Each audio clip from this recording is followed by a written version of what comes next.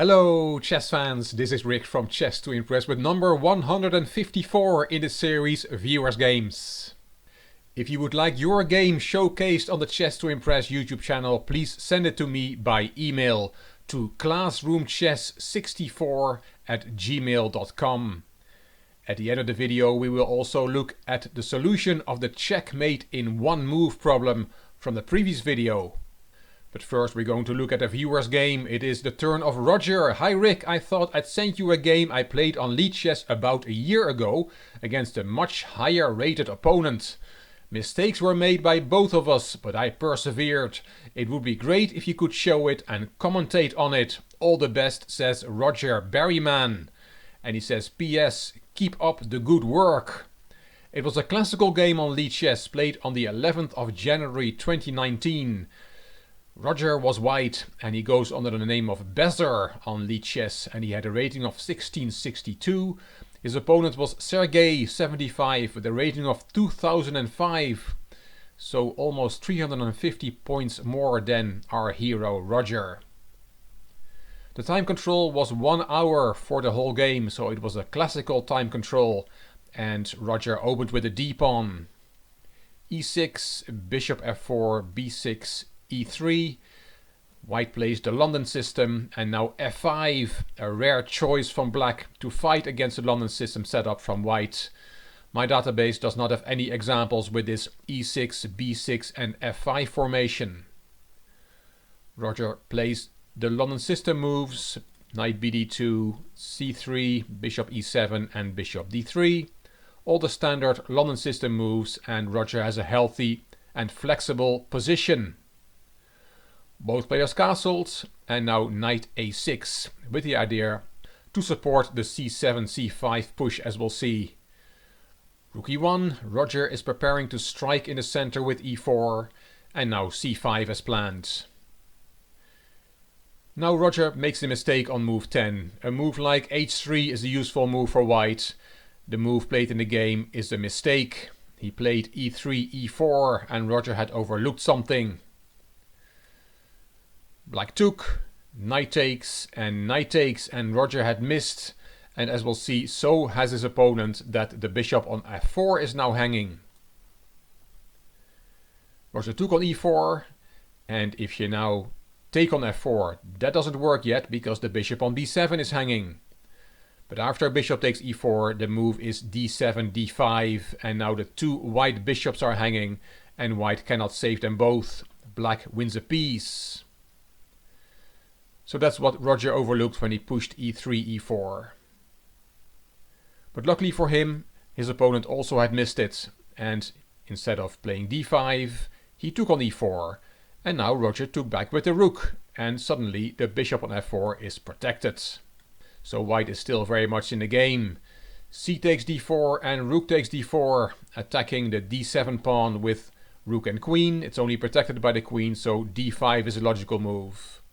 And now queen e2, attacking the weak pawn on e6. Queen c8 to protect that pawn.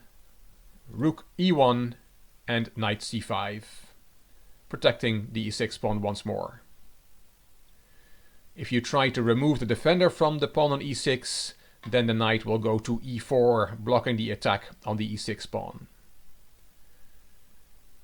So removing the defender of that pawn does not work, and in this position a move like knight e5 makes a lot of sense. Nice active move, beautiful square for the knight. It cannot be kicked away there by any pawns.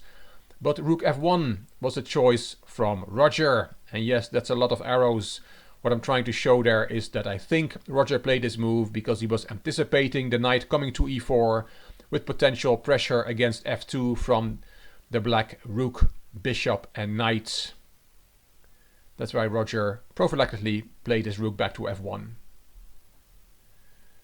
Knight e4, and now you have to be careful that bishop on f4 is hanging again because the knight is now in the way of the protection of the rook.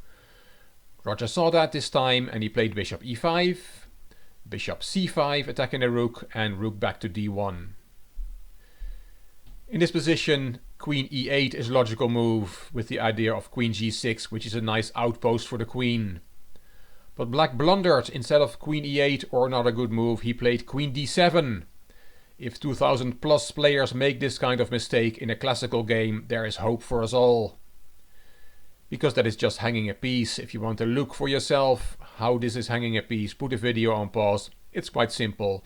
You can just take off the knight on e4, d takes e4 and rook takes d7 and white has won a piece. So queen d7, double question mark. Roger unfortunately did not see it. He played bishop d4, offering a trade of bishops. Bishop d6, black wants to win this game, does not want to swap pieces. And here knight e5 again is a good move. Roger played knight d2, challenging the strong knight on e4. Not as active as that move knight e5 that I just showed. But not a bad move at all. Again, black does not want to swap pieces. Knight back to f3 and rook a e8, bringing that last piece into the game. Rook fe1, knight back to e4, knight back to d2 again, trying to swap pieces. And here e5 is an interesting move, complicating the position. But black played a bad one. Instead of e5 or something else, he played queen f7. And this just drops a pawn for no compensation at all. And Roger said, thank you very much, I will take the pawn, knight takes, d takes and queen takes, and white is a healthy pawn up. Queen h5, black wants to attack, threatening to crash through on h2, so bishop e5 from Roger, strong move, bishop c5, now looking at the f2 pawn again, and bishop d4. We see a move repetition, bishop d6 and bishop e5, bishop c5 and bishop d4. Roger is a pawn up, but is happy with a move repetition, leading to a draw against the much higher rated opponent. But black is not happy with the draw. Being a pawn down, he still plays for a win. He took on d4, rook takes and a rook lift to f6. Queen e2 offering a trade of queens, and queen f5. Understandably, black keeps the queens on the board. He wants to attack. Swapping pieces will not help being a pawn down. Rook ed1, rook ef8, and here a move like f3 is possible. There's a lot of pressure on this f2 pawn. 3 heavy pieces are looking at it. Just playing the pawn up will solve that problem. In the game, Roger decided on rook 4 to d2, also protecting the f2 pawn a third time. He does not want to play the pawn up because that will create other weaknesses in his position. e5 from black, and now Roger decided on f3 anyway. Good move. Queen f4 and rook d8. Good play from Roger. One way to deal with an attack is to swap off one of the attackers. And black can now not avoid a pair of rooks to come off the board.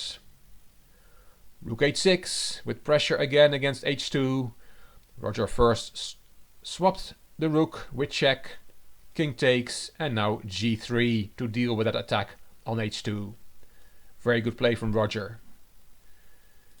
Queen was attacked, queen f5, queen d3, offering a trade of queens, and a logical move would be to go to h3 with the queen to again threaten to take on h2, but that doesn't work here because then Roger would have queen d8 check. This was not played, it's a variation. King f7, rook d7 check, king g6, queen e8 check, king f5, rook f7 check. The rook interposes and queen d7 check, winning the queen, which white does not have to do. You don't have to take the queen, as the black king is also going to be checkmated soon. So all this after queen d3 and then queen h3, which is not a good move. Black saw that and he played queen e6, avoiding the queen trade but not putting it on h3 when white takes over the attack. But white takes over the attack anyway, queen d8 check, and here queen e8 is really the only move to try and get into a bad rook ending. But in the game, black played king f7 and now he's totally lost. Rook d7 check, king g6, and rook d6 was the last move of the game, winning the queen, and black resigned. A very nice win for Roger against an opponent rated almost 350 points above him. Roger played a very solid opening, mistimed his e4 push, which black failed to punish. Then black gave away a pawn for which he had no compensation. Black refused to swap pieces to get into a bad endgame. which in the end cost him dearly as Roger kept making strong moves, easily dealt with black's threats and won in the counter-attack. Thank you, Roger, for sharing this game, and well played. And in my last video called Checkmate in 0 moves, I showed you a position which had checkmate in 1 move. We were counting down from mate in 10 to mate in 0 in that video, and I promised the solution of the checkmate in 1 move in the next video.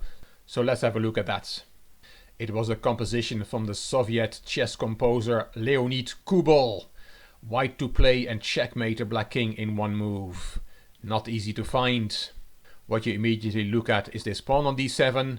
Can you play to d8? Well, you can't, because the bishop will then give check to the king, so that's an illegal move. But you can take on c8. For example, d takes c8 queen. Is that checkmate? Well, it is not, because then the bishop from h1 can interpose. So that doesn't work. Can you promote the pawn to a knight on c8? Then it's a double check with the rook and with the knight. But then you have just given the black king a flight square on e8, so that's not checkmate either. Let's try something else. Is queen takes e5 checkmate? No, it isn't, because you can interpose the bishop. And now it's black who gives check.